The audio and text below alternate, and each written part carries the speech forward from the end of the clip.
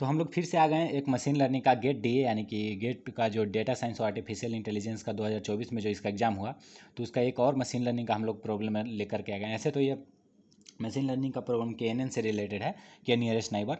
तो चलिए देखते हैं क्या है क्वेश्चन।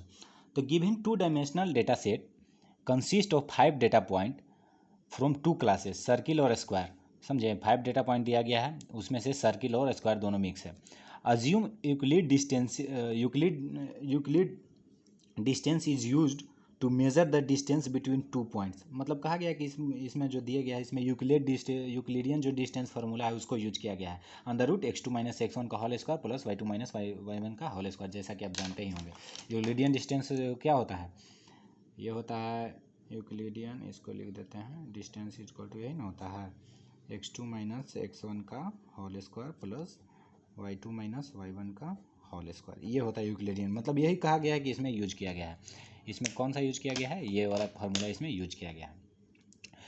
तो और इस आगे क्या कर रहा है कि 2 पॉइंट के बीच में डिस्टेंस नापने के लिए इसको यूज किया गया है। The minimum odd value of k in k nearest neighbour algorithm for which diamond shape data point is assign to the label square. कह रहा है कि कितना मतलब मिनिमम वैल्यू हो सकता है k का, समझें, k का आप कितना मिनिमम वैल्यू ले सकते हैं कि वह क्या आ जाएगा। ये जो डायमंड शेप है, ये जो डायमंड शेप आपको यहाँ दिखाई दे रहा है, वो किसके नियर आ जाएगा, वो किसके मतलब स्क्वायर वाला के मतलब ग्रुप में आ जाएगा। मतलब आपका के का वैल्यू इसमें एस्टिमेट करना है। तो चलिए इसका सोल्यूशन देखते हैं। क्वेश्चन समझ आ गया तो सोल्यूशन करने के लिए अब हमको देखिए, जो डेटा पॉइंट है उसको हम पहले लेबल कर लेते हैं XY के रूप में। तो हम 1 2 को फर्स्ट में रखते हैं, 1 1 को सेकंड में। आप किसी को कहीं भी रख सकते हो, उससे कोई दिक्कत नहीं। इसको हम फर्स्ट डेटा पॉइंट मानते हैं, इसको सेकंड, इसको थर्ड, इसको 4, इसको 5, इसी तरह से लिख लिया यहाँ पर। अब हमारा टारगेट क्या है, टारगेट तो डायमंड को हमको एस्टिमेट करना है कि किसके लेवल में जाएगा, स्क्वायर वाला में जाएगा। स्क्वायर वाला में हमको लाना ही है, सर्किल वाला में लाना ही नहीं है। तो हमको के का वैल्यू एस्टिमेट करना है, समझें, हमको वैल्यू करना है के का एस्टिमेट। तो सबसे पहले क्या करेंगे, हम टारगेट यहाँ लिख लेंगे कि हमारा टारगेट ये है, ठीक है। अब देखिए, अब हर एक डेटा पॉइंट का हम ये टारगेट से क्या करेंगे, यूक्लिडियन डिस्टेंस निकालेंगे। तो हम क्या करते हैं, यूक्लिडियन डिस्टेंस निकालने के लिए आप x2 y2 या फिर x2 y2 किसी को मान सकते हैं। इसको x1 y1 इसको मानते हैं, और फिर x2 y2 इसको मानते हैं। इसको कांस्टेंट मानते हैं, किसी को कुछ मान करके एस्टिमेट कर सकते हैं, इसमें कोई प्रॉब्लम नहीं है। तो हम इसको x2 y2 मान लिए, इसको x1 y1, फिर इसको x1 y1, इसको x1 y1 मान के हम डिस्टेंस, यूक्लिडियन डिस्टेंस फाइंड करते हैं। तो 1 2 के लिए क्या हो जाएगा, 2 माइनस 1, 2 माइनस 1, 1 माइनस 2, 1 माइनस 2 का होल स्क्वायर, तो ये आ जाएगा 1.415। इसी तरह से इसका डिस्टेंस इससे निकालेंगे, इसका डिस्टेंस थर्ड पॉइंट का, थर्ड डेटा पॉइंट का, फिर फोर्थ का, फिर 5 का, इसी तरह से चारों के पाँचों के निकाल देंगे। और उसी तरह से यहाँ पर डिस्टेंस हमको लिख देना है। तो पहला का 1.414 आया, दूसरा का 1 2, तीसरा का ये इतना आया, चौथा का मतलब तीसरा का ये आया, चौथा का ये, पाँचवा का ये आया। अब हमारा के नियरेस्ट नाइबर में क्या आ गया, डिस्टेंस आ गया कि किसका कितना डिस्टेंस है डेटा पॉइंट से, ठीक है, ये आ गया। अब हमको एस्टिमेट क्या करना है, वैल्यू करना है एस्टिमेट के का, कि स्क्वायर में, स्क्वायर वाला में चल जाए, ये डायमंड जो है स्क्वायर वाला में चल जाए, ठीक है। अब जब हम देखिए यहाँ पर, अगर हम के इक्वल टू 1 रखते हैं, के इक्वल टू 1, मिनिमम वैल्यू कितना है 1, सबसे मिनिमम वैल्यू कौन है, सबसे मिनिमम वैल्यू लिया जाता है 1 1।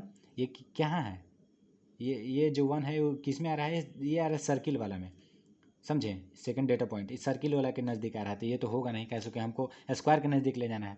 अब मिनिमम वैल्यू हम 2 मिनिमम वैल्यू लेते हैं, तो एक मिनिमम वैल्यू ये है, एक ये है, ठीक है, 2 मिनिमम वैल्यू, इसको भी ले सकते हैं, लेकिन इसको लेते हैं। तो इसको अगर लेंगे तो भाई फिर तो सर्किल के नज़दीक जा रहा है। अगर इसको लेते हैं तो दोनों सेम आ गया, न इसमें जाएगा न इसमें जाएगा, समझे। इसको अगर इसको लेते हैं तो दोनों, एगो स्क्वायर आ गया, एगो सर्किल आ गया, तो किसी में नहीं जाएगा, कन्फ्लिक्ट हो जाएगा।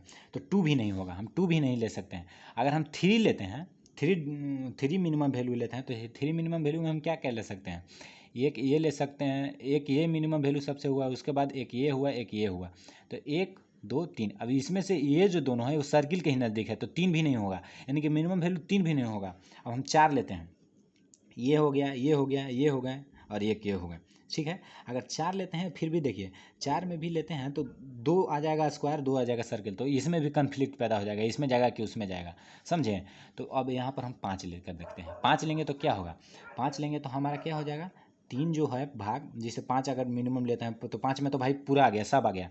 तो 5 में से 3 को जो है उसका मेजोरिटी स्क्वायर का है, तो ये किस में चल जाएगा, स्क्वायर वाला लेवल में चल जाएगा।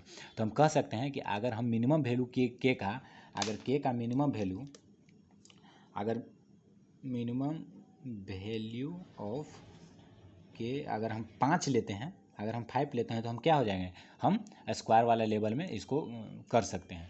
तो यहाँ पर आंसर क्या हो जाएगा, 5 हो जाएगा। तो देखिए इस तरह का क्वेश्चन सीधे सीधे 2 मार्क्स में पूछा है के नियरेस्ट नाइबर 2024 के एग्जाम में। तो आप समझ सकते हैं कि कितना मतलब आसान लेवल का क्वेश्चन है।